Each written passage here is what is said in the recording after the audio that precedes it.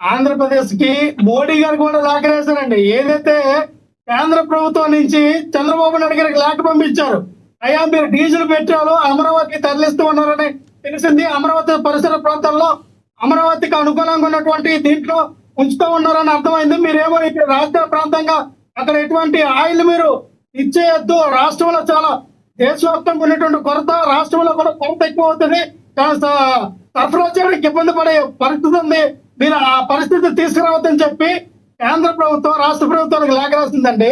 దాన్ని బట్టి అర్థమవుతోంది ఈయన ఏ రకమైనటువంటి ఈ బ్లాక్ మార్కెట్లు తరలిస్తూ ఉన్నారో డీజిల్ పెట్రోల్ అని. సరే సార్, మీ ఆరోపణలు ఏదేమైనప్పటికీ ఉన్నా కూడా ఒక రాజకీయ పార్టీని పడుపు వృత్తి చేసుకోవటం బెటర్ అని ఎంత ఘాటుగా మాట్లాడాల్సిన అవసరం ఏంటి? వాళ్ళు బెటర్ అని ఒక రాజకీయ పార్టీ వాళ్ళ రాజకీయం చేసే విధానాన్ని పేర్ని నాని గారు అంత ఘాటుగా మాట్లాడటానికి గల ప్రధాన కారణం అలా మాట్లాడాల్సిన అవసరం ఉందంటారా?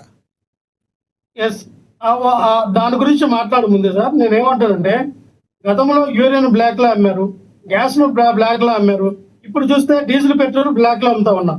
దీని గురించి పేర్ని నాని గారు ఏమని మాట్లాడారంటే, మీరు నిజంగానే మీరు పరిపాలించుంటే, నిజంగానే మీకు చిత్తశుద్ధి ఉంటే మీరు వచ్చినట్టు సంక్షోభాన్ని ఆపేవారు కదా.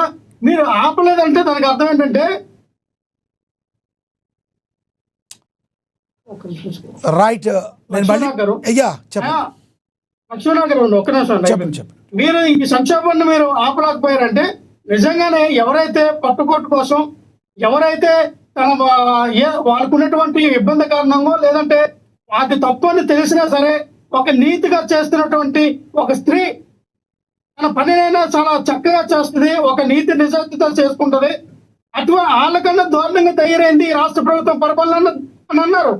అంటే ఒక స్త్రీ పాపం తన ఆత్మగౌరవాన్ని పక్కన పెట్టి, తన మనసును పక్కన పెట్టి, ఆ స్త్రీకి ఉన్నటువంటి మరి ఏ ఇబ్బంది కారణం వల్ల మనం అటువంటి పని చేస్తుందో, మనం ఎవరు కూడా అటువంటి పరిస్థితులు రాకూడదని కోరుకుంటాం. కానీ అటువంటి పరిస్థితుల్లో కూడా ఆ స్త్రీ ఒక నీతి నిజాయితీగా నిక్కచ్చిగా చేస్తుంది.